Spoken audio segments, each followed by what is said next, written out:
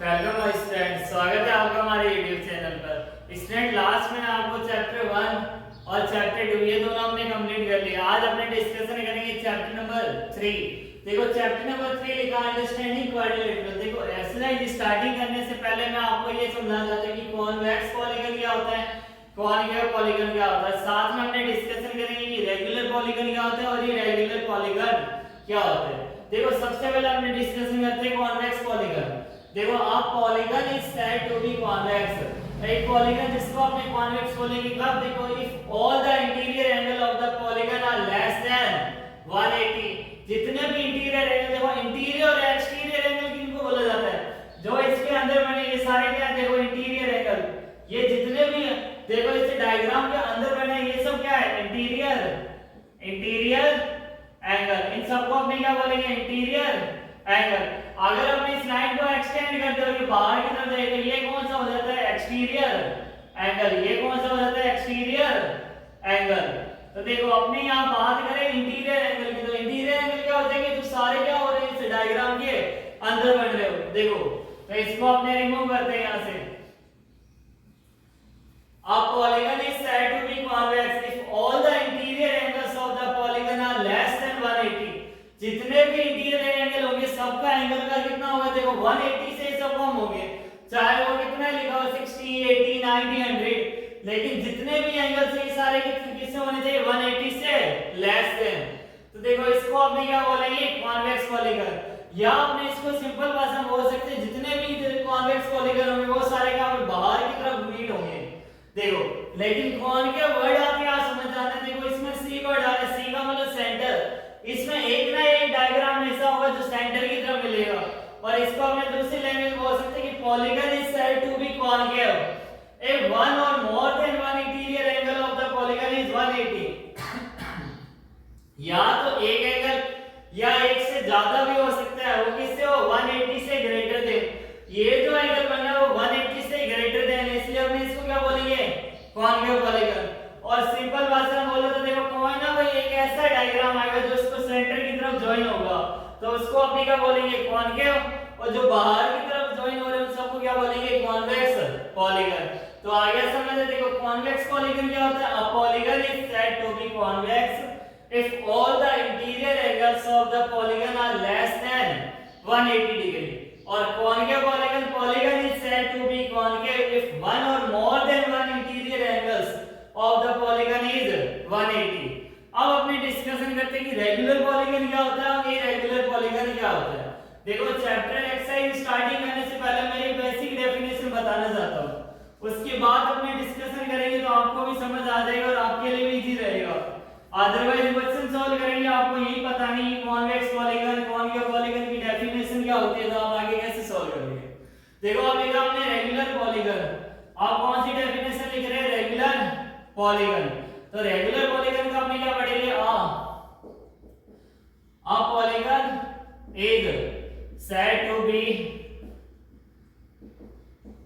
a polygon is said to be regular polygon। एक polygon जिसको अपने रेगुलर पॉलीगन कह सकते कब, इफ क्या क्या कंडीशन है वो बोला करें कि all the sides are equal. All the sides are, जितने भी साइड्स से सारे क्या होने चाहिए, इक्वल होने चाहिए। All the sides are equal. First क्या होना चाहिए, all the sides are equal. Second, all interior angles are equal. All interior angles are equal.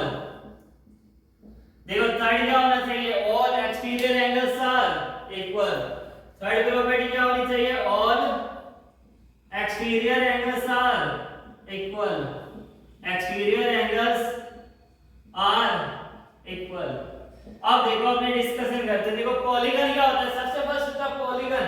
Polygon होता है जो लाइन सेगमेंट से बना। देखो पॉलीगन किसको बोलते हैं, सबसे पहले जो लाइन सेगमेंट से बना। किससे बना हो, लाइन सेगमेंट से, और जो क्या हो पूरी तरीके से कवर होना चाहिए। और क्या होना चाहिए, वो कवर होना चाहिए।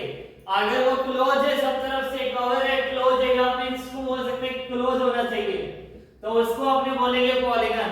जो लाइन सेगमेंट से मिलके बना हो और जो क्या हो क्लोज हो पूरी तरीके से, तो उसको अपने बोलेंगे पॉलीगन। अब यहाँ हमने लिखा जितने साइड से रेगुलर पॉलीगन के sides are equal, all interior angles are equal, all exterior angles are equal. अब एग्जांपल देखो ट्रायंगल की बात करते हैं जिनके 3 साइड होते हैं, वो सब क्या है देखो, पहले तो पॉलीगन 3 साइड 4 साइड 5 साइड, ये सब क्या है पॉलीगन्स। अब ट्रायंगल में देखो 4 ट्रायंगल्स होते हैं, आइसोसेल्स, इक्विलैटरल्स या स्केलन, या फिर हमने बोल सकते हैं राइट एंगल ट्रायंगल। लेकिन ऐसे कौन से ट्रायंगल जिनके साइड्स भी इक्वल होते हैं, इंटीरियर एंगल्स भी इक्वल हो, एक्सटीरियर एंगल्स भी इक्वल हो, तो वो कौन सा ट्रायंगल होगा देखो, इक्विलैटरल ट्रायंगल। कौन सा इक्विलैटरल ट्रायंगल, इसको अपने क्या बोलेंगे देखो, इक्विलैटरल ट्रायंगल। इसको इक्विलैटरल ट्रायंगल क्यों, देखो इसमें दिया हमने रेगुलर पॉलीगन में, क्योंकि उसके ऑल साइड्स क्या होते हैं इक्वल होते हैं। देखो ऑल इंटीरियर एंगल कितना होता है 60 डिग्री, ये भी कितना होता है 60, और ये भी कितना हुआ 60। तो फर्स्ट फॉलो हो गया, all the sides are equal, all interior angles are equal. अब एक्सटीरियर एंगल क्या होता है देखो, इसको हमने लाइन को आगे बढ़ाना है, इस लाइन को हमने आगे एक्सटेंड किया, इस लाइन को हमने आगे एक्सटेंड किया, तो देखो ये 60 है तो ये कितना हो जाएगा 120। अब आपको क्या 120 कैसे आया, देखो एक लीनियर पेयर आपने सुना होगा, ये स्ट्रेट एंगल, स्ट्रेट एंगल का सम कितना होता है ये 180 डिग्री। ये देखो ये कंप्लीट कितना है 180, जब यहाँ 60 है तो ये कितना हो जाएगा 180 माइनस 60 कितना आया 120। यहाँ 60 है तो 180 माइनस 60 ये कितना हुआ 120। यहाँ 60 है तो देखो चाहे इसको यहाँ से एक्सटेंड करो या यहाँ से एक्सटेंड करो, ये कितना हो जाएगा 120। तो देखो all exterior angles are equal, all interior angle are equal. तो कौन सा ट्रायंगल है ये इक्विलैटरल ट्रायंगल, इक्विलैटरल ट्रायंगल, इसको हम क्या बोलेंगे इक्विलैटरल ट्रायंगल। अब सेकंड आते हैं कि अगर अपने 4 साइड की बात करें, एक क्वाड्रिलेटरल लिखा है उसमें भी कोई रेगुलर पॉलीगन मिलेगा, यस जरूर मिलेगा। देखो स्क्वायर, रेक्टेंगल, रोम्बस, पैरेललोग्राम, ये सब क्वाड्रिलेटरल, लेकिन इसमें से एक ऐसा है जो इस कंडीशन को फॉलो करेगा। कौन सा है वो देखो स्क्वायर। देखो कैसे ये हमने बनाया स्क्वायर, देखो अगर यहाँ ये tan है तो ये भी tan, ये भी tan, ये भी tan, all sides are equal. Second देखते हैं ऑल इंटीरियर एंगल्स आते हैं, जितने भी इंटीरियर एंगल वो सब कितने होते हैं 90 90, ये भी कितना हुआ 90। अब देखो एक्सटीरियर एंगल, ये 90 है तो 180 माइनस 90 ये कितना हुआ 90, ये 90 है तो 180 माइनस 90 ये कितना हुआ 90, ये 90 है तो 180 माइनस 90 ये कितना हुआ 90 डिग्री, ये 90 है तो 180 माइनस 90 ये कितना हुआ 90। तो देखो all sides are equal, all interior angles are equal, all exterior angles are equal. तो अपने इसको क्या बोलेंगे स्क्वायर। ये भी क्या होता है रेगुलर पॉलीगन, इसको भी अपने रेगुलर पॉलीगन में कंसीडर कर सकते हैं। तो देखो हमने क्या पढ़ा, अब polygon is said to be regular polygon. एक पॉलीगन जिसको अपने रेगुलर पॉलीगन बोलेंगे कब, all the sides are equal, all interior angles are equal, all exterior angles are equal। देखो sides भी equal होने चाहिए, interior angles भी equal, all exterior angles are equal। अब आते हैं irregular polygon। देखो irregular polygon क्या होता है, अगर आपने रेगुलर पॉलीगन समझ लिया तो irregular polygon तो अपने आप समझ आ जाएगा। देखो क्या होता है all the sides are unequal, और देखो जहां जहां इक्वल लिखा हो सबको अनइक्वल कर दो कि sides are unequal, interior angles are unequal, exterior angles are unequal.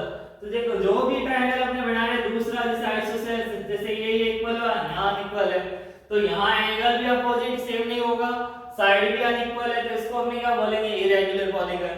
हमने रेक्टेंगल बनाया गया, इसमें ऑल साइड्स इक्वल है नहीं है, रेक्टेंगल से पैरेललोग्राम बना लो आप। इसमें हमने लिया 4 साइड में पैरेललोग्राम्स, तो क्या इसमें ऑल साइड्स आर इक्वल है नहीं है, ऑल एंगल्स आर इक्वल है नहीं है।